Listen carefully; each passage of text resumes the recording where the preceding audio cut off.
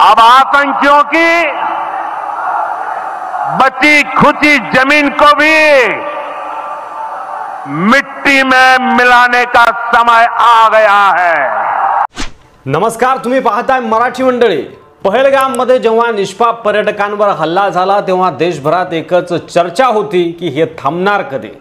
आणि त्या दिवशी प्रत्येक भारतीयांच्या डोळ्यात एकच प्रश्न झळकत होता, आपण उत्तर कधी देणार। हल्ल्यानंतर सुरुवातीचे काही दिवस सरकारकडून कोणतीही घाई गडबड दिसली नाही, पण जेव्हा पंतप्रधान नरेंद्र मोदींनी म्हटलं की योग्य वेळी योग्य पद्धतीने उत्तर दिलं जाईल तेव्हा जाणकारांना ते समजलं होतं की काहीतरी मोठं घडणार आहे। आणि अगदी तसंच झालं। रात्री 1:30च्या सुमारास जेव्हा देश शांत झोपलेला होता तेव्हा भारतानं ऑपरेशन सिंदूरच्या माध्यमातून इतिहासात एक नवीन अध्याय लिहिला। तो 12:45 का टाइम था, तो हम सोए हुए थे। एकाच रात्री भारताने पाकिस्तान आणि पाकव्याप्त काश्मीरमध्ये 9 ठिकाणी एअर स्ट्राईक केली। जे ठिकाणं भारतावर हल्ल्याची योजना आखत होते तीच ठिकाणं काही मिनिटात उद्ध्वस्त झाली। ही कारवाई अचानक झाली नाही। भारतीय लष्करानं देशभरात 300 पेक्षा अधिक मॉक ड्रिल केल्या। तयारी इतकी अचूक होती की जेव्हा प्रत्यक्ष हल्ला झाला तेव्हा पाकिस्तानला काही उमजण्याआधीच त्यांच्या दहशतवादी तळांचा नाश झाला होता। या कारवाईत बहावलपूर, मुरिदके, बाग, कोटली, मुझफ्फराबाद, गुलपूर, चकमूर, सिलायकोट यासारख्या अत्यंत संवेदनशील ठिकाणांचा समावेश होता। या स्ट्राईकमध्ये भारताने ब्रह्मास मिसाईलचा वापर केला। प्रिसिजन टार्गेटिंगसाठी प्रसिद्ध असलेल्या या क्षेपणास्त्रांनी ठरलेलं ठिकाण अचूक उद्ध्वस्त केलं। राफेल आणि सुखोई लढाऊ विमानांनी आकाशातून ताशी हजारो किलोमीटर वेगाने प्रवेश करत हे हल्ले पार पाडले। संरक्षण मंत्रालयाने स्पष्ट केलं की ही कारवाई पूर्णपणे केवळ दहशतवादी तळांवर केंद्रित होती। पाकिस्तानच्या कोणत्याही लष्करी ठिकाणांवर आपण हल्ला केलेला नाही। म्हणजे भारतानं आंतरराष्ट्रीय युद्ध नियमांचं देखील काटेकोरपणे पालन या हल्ल्यामध्ये केलेलं आहे।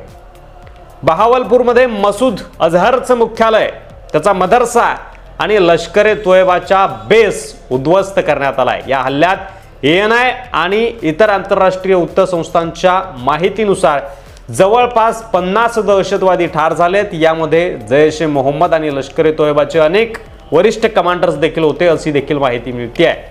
त्यानंतर कोटलीमधील लष्करे तोयबाचं तळ जिथे 50 पेक्षा अधिक दहशतवादी राहत होते तो पूर्णपणे नष्ट करण्यात आलेला आहे। मुरिदके जो की 26/11 मुंबई हल्ल्याशी संबंधित संघटनेचं मुख्यालय होतं, हे ठिकाण देखील आंतरराष्ट्रीय सीमेपासून जे केवळ 30 किलोमीटर अंतरावर आहे त्याला सुद्धा उद्ध्वस्त करण्यात आलंय अशी माहिती आहे। त्यानंतर गुलपूर, कोटली, बर्नाळा, सरजाळ, मेहनुमा ही सगळी ठिकाणं दहशतवाद्यांच्या प्रशिक्षणासाठी वापरली जात होती आणि ही सगळी एकाच रात्री नेस्तनाबूद झाली आहे। पाकिस्तानकडून यावर लगेच प्रतिक्रिया देखील आली, हल्ला देखील त्यांच्याकडून करण्यात आला। LOCवर गोळीबार त्यांनी करण्याचा प्रयत्न केला। लाहोर आणि सियालकोटची विमानतळ तात्काळ बंद करण्यात आलं। देशात आपत्कालीन स्थिती जाहीर करण्यात आली पाकिस्तानमध्ये। पाकिस्तानचे पंतप्रधान शहबाज शरीफ यांनी भारताला थेट युद्धाची धमकी देखील दिली आहे। त्यांच्या माध्यमांनी दावा केलाय की त्यांनी 5 भारतीय विमानं पाडली, मशिदीवर हल्ला झाला, पण भारतीय लष्करानं आणि संरक्षण मंत्रालयानं हे दावे खोटे असल्याचं स्पष्ट केलंय। या सर्व घडामोडीमध्ये भारतानं संयम राखला।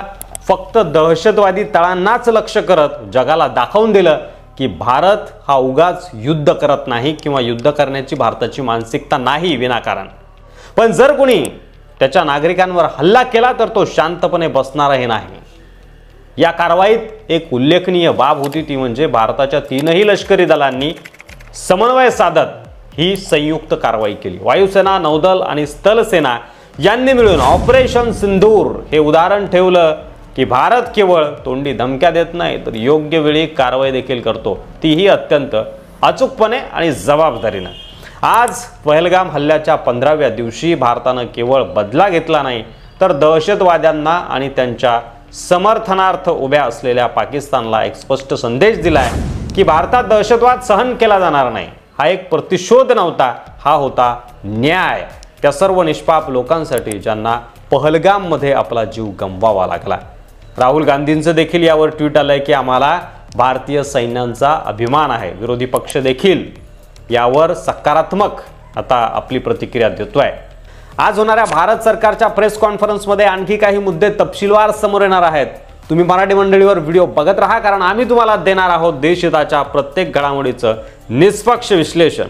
व्हिडिओ आवडल्यास शेअर करा आणि जर तुम्ही अजूनही मराठी मंडळीवर सबस्क्राइब केलं नसेल तर लगेच सबस्क्राइब करा। धन्यवाद। जय हिंद, जय भारत, वंदे मातरम।